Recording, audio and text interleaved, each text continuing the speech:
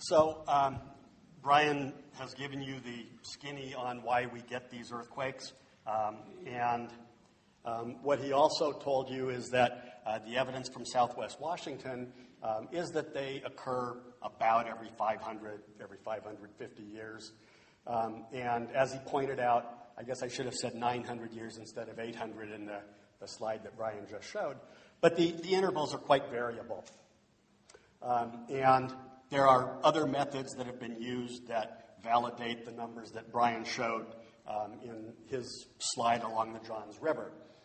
And the risk in Oregon, which Brian mentioned, is thought to also include smaller earthquakes and smaller or no tsunamis that happen kind of in between the time that these great ones happen that rupture the entire subduction zone. And the realization that Cascadia was an active fault and a 1991 earthquake in Northern California called the Petrolia earthquake that generated a local tsunami that was recorded on a tide gauge at Crescent City, although nobody actually noticed it. And in 1994, a tsunami warning from an earthquake in the Kuril Islands that went bad led the Senate Appropriations Committee, chaired at the time by Senator Mark Hatfield, to direct NOAA to form a partnership with the 5 Pacific states to develop a plan to safeguard the West Coast from local tsunamis, specifically Cascadia, in the language of the appropriations bill.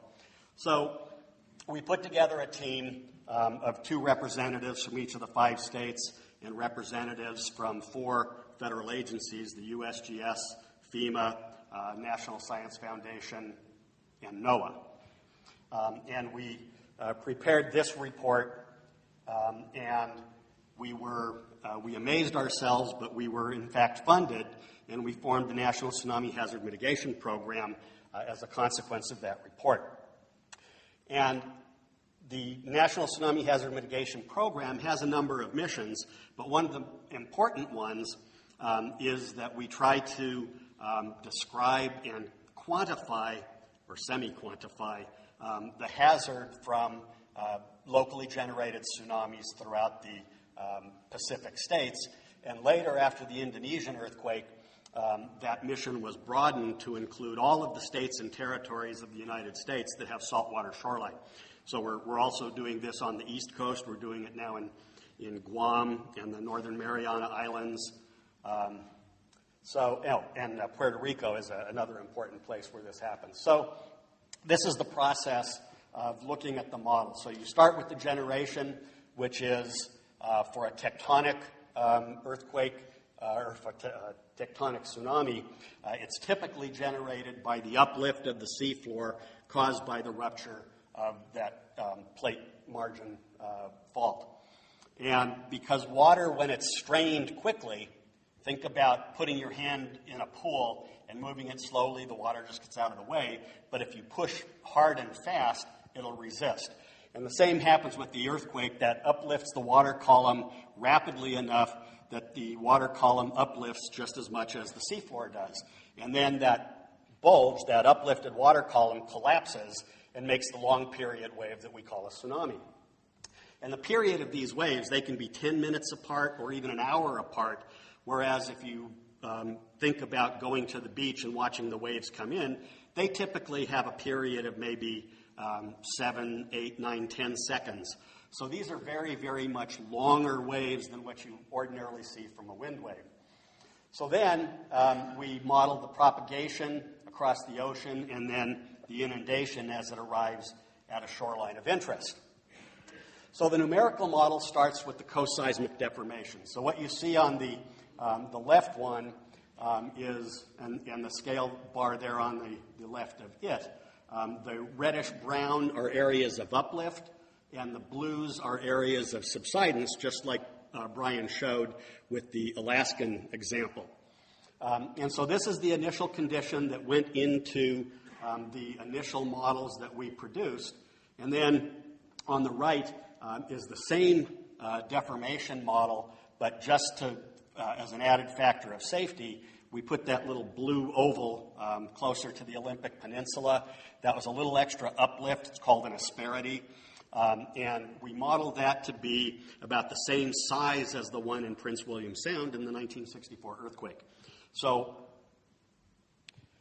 then you build a grid of seafloor depths and topography on land, and you calculate the water surface elevation and velocity at every one of these grid cells, then pass it to the next grid cell, calculate it again, pass it to the next grid cell, calculate it again, and ultimately there are tens of millions of these calculations that are done that end up propagating that tsunami up on land and causing inundation. So, as I said, we started this process in the mid-90s. This is the first of these maps that we put together that we published in 2000. The modeling technology has come a long way since we did this. So this is showing only areas of inundation. Later on, we get to where we actually are estimating the depth of inundation that you might see in a given place.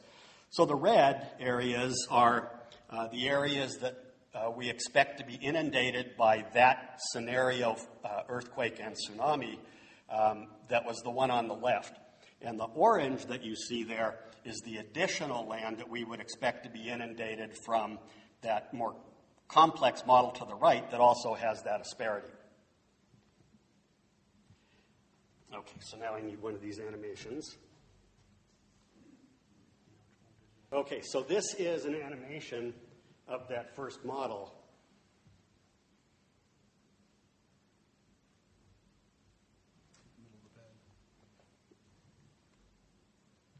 Oh, okay.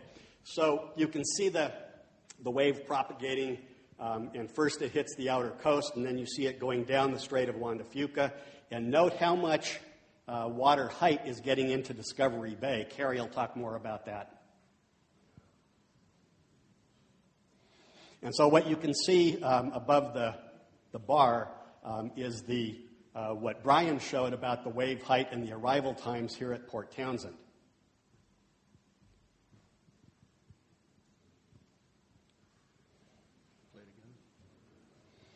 And so the first wave arrival on the outer coast, and you can see there at Nia Bay, the first positive wave gets to the outer coast in about a half hour after this event. But because it has to travel a lot farther, and because the water is getting shallower so it slows down, it takes about 2 hours for the first positive wave to get to Port Townsend. But note that the first wave arrival at Port Townsend is a wave trough. What that means is that the water will move away from Port Townsend initially, and if that happens at a low tide and the water surface drops by about 6 feet, some of the boats that are in shallow water in the marina around here might have a serious probability of being grounded.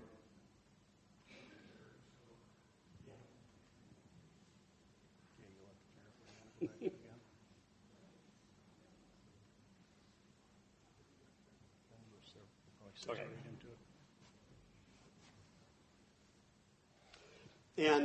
And so we put together a number of maps like this in which we show the inundation area and put these together as evacuation brochures to help guide local emergency managers know where to direct people to leave in the event of feeling this earthquake and where to have them go.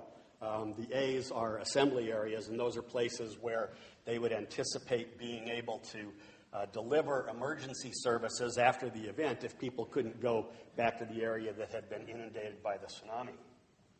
And so these kinds of maps guide the placement of these signs that you have these around Port Townsend, don't you, Bob? Okay. So that's where we decide where to place these tsunami hazard zone signs, and then the evacuation route signs that also have an arrow associated with them are guidance as to what direction to go. And I know they can be confusing because they mix whether or not it's an on-foot evacuation or a driving evacuation. And that creates some significant complications because If you put these on a federal highway, for instance, they have rules according to the speed limit as to how far ahead of the action that you're supposed to take the sign has to be. So if it's a 50-mile-an-hour highway, the sign has to be placed 200 feet ahead of where you would actually make the turn. But if you're walking or running, sometimes, for instance, out along Highway 101 on the east side of Willapa Bay, they point right into cliffs. So here's another close-up model. This is going to be a bunch of freeze frames for that wave coming down the Strait of Juan de Fuca. Let me back up here. And again, note the big inundation going into Discovery Bay. And now note a big drawdown in Discovery Bay as well. So in cases like that, you'll have a significant wave coming in, but then you'll also have the gravity taking the water back out and creating potentially significant scour as well. So that's a complication that comes up with preserving the paleoseismic evidence.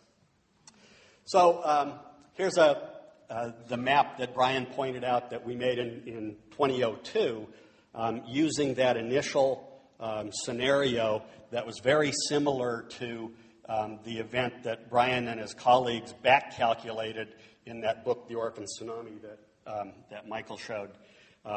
They looked at tsunami deposits in historic records in Japan that were detailed enough to get an estimate of the height of the tsunami wave in various places. And from that, Kenji Satake was able to back-model the earthquake that must have generated it, and they concluded that it was a rupture that ruptured the entire length of the Cascadia subduction zone and probably had a magnitude of about 9. And the scenario that we looked at is very close to that, although we developed it before they did that work. But, as Brian mentioned, there are complications in, for instance, the turbidite record that was used by Goldfinger et al., following on work that had previously been done by John Adams of the Canadian Geological Survey, initially in 1984 and then amplified in 1990, that looked at another proxy kind of evidence for these big subduction zone earthquakes. And it's over here that you can see the logic of it.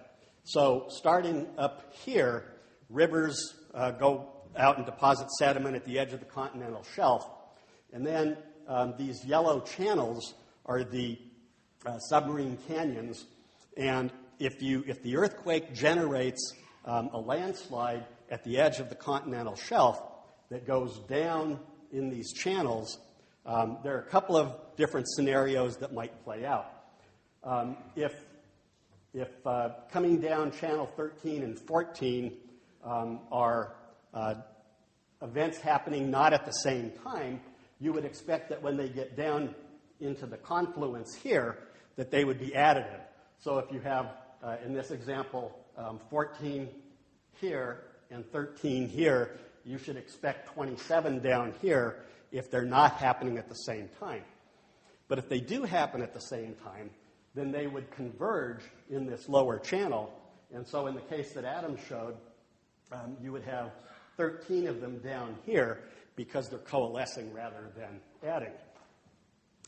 So initially, Chris Goldfinger said he didn't believe this, and he set out to disprove it. So he went out, he's in the oceanography department at Oregon State University, and they have a research vessel. And he went out and collected a lot more cores than had originally been available to Adams when he did that work in the 80s and early 90s. And then he became a believer. And as Brian said, it hasn't been replicated by other workers yet, although to my knowledge, no other research group is going out and doing this sort of thing. And it contains some assumptions that are still to be tested. But at any rate, what Goldfinger and his co-workers concluded is that in the last 10,000 years, there were about 21 turbidite systems that reflected full-length ruptures. But in between, there were these smaller ones that only ruptured the smaller areas in red that you can see there. Oh, thanks. So these have a recurrence interval, 21 of them over 10,000 years, of about 500 years. But then these other ones, when you add them in, make an overall recurrence interval, as was reported in the New Yorker article, that's more like 243 years. So here's one of the problems with the New Yorker article. It said that the last one of these was 300 years ago, and therefore we're overdue for the next one. But the next one, by this reasoning, would be one of these, and wouldn't be one that would make everything west of I-5 toast.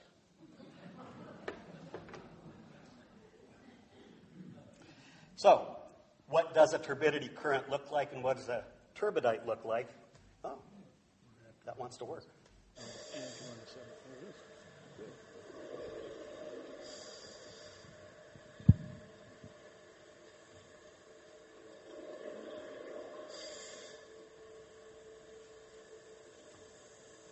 So here the landslide is billowing down, but it's staying low because it's sufficiently cohesive that it doesn't just float away. So it's staying along the seafloor, and it can go out the channel and all the way out into the deep ocean.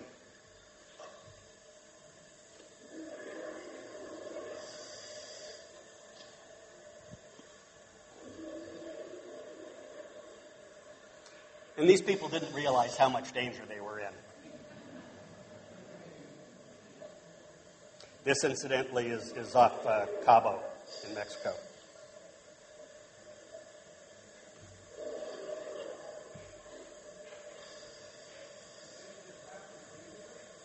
What? I can't tell what you're saying. Yes. Oh, yeah. Yeah, they're scuba divers who are doing some underwater filming. Okay, enough of that. And so this now is what the turbidites look like in the cores. This is one of Goldfinger's cores. And in general, what's being deposited in the deep ocean is mud. But when a turbidite gets out there, it puts a layer of sand there. And so what Goldfinger did is number his turbidites that he interpreted from these cores with these numbers T18, 19, and 20.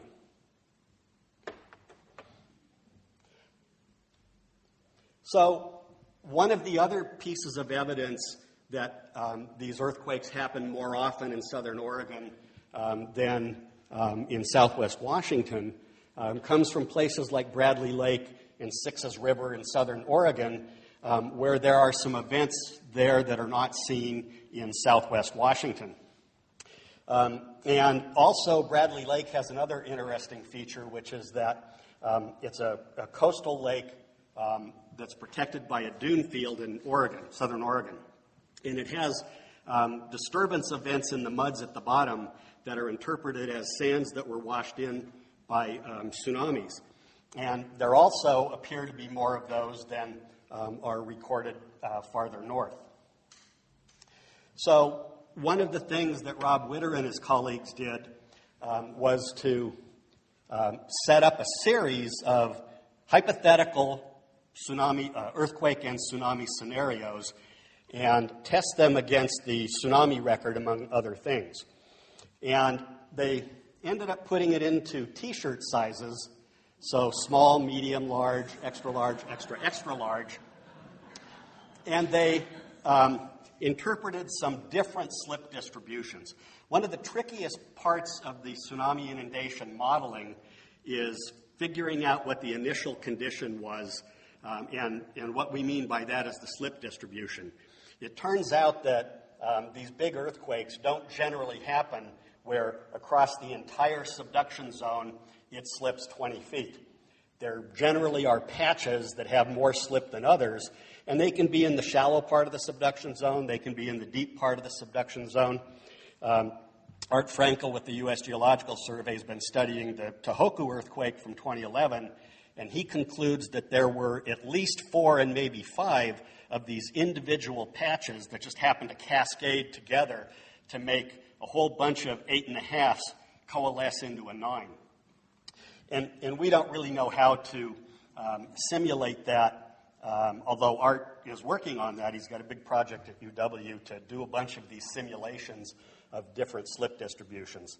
But that's off in the future. At any rate, so Witter and his colleagues looked at all of these hypothetical ruptures, and they did tsunami modeling for each of them and matched them against tsunami deposit records, among other things. And they concluded that in the last 10,000 years, there have been 3 events that were about this size. So that would give it something on the order of a 2,500 year to 5,000 year recurrence interval. And if that's the case, that's about the same recurrence interval that the International Building Code, which has been adopted in Washington, uses for earthquake events. You design for something that has that level of probability. So we've adopted that as our highly conservative scenario to model. And this is an example, I hope. Oh, there it goes. So this is an example of what that one looks like. This is their L1 scenario. And you can see it hammer Discovery Bay right now. Turn the corner, and so Carrie's going to talk about Discovery Bay, but note coming down here that it's about to go up to the end of Hood Canal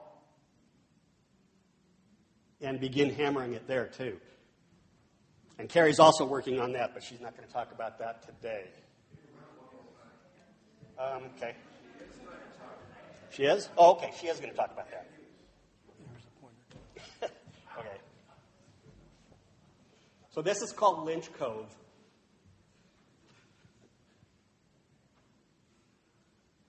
So this model was created by Yang Wei at the Pacific Marine Environmental Lab in Seattle.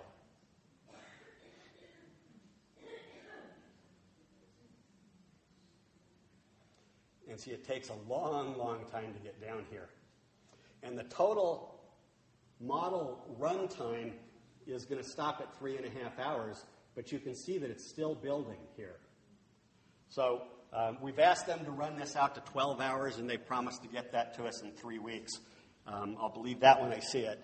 But we will eventually get a model run that takes this out much longer to try to get an idea what the maximum wave height or inundation depth might have been had this scenario actually occurred.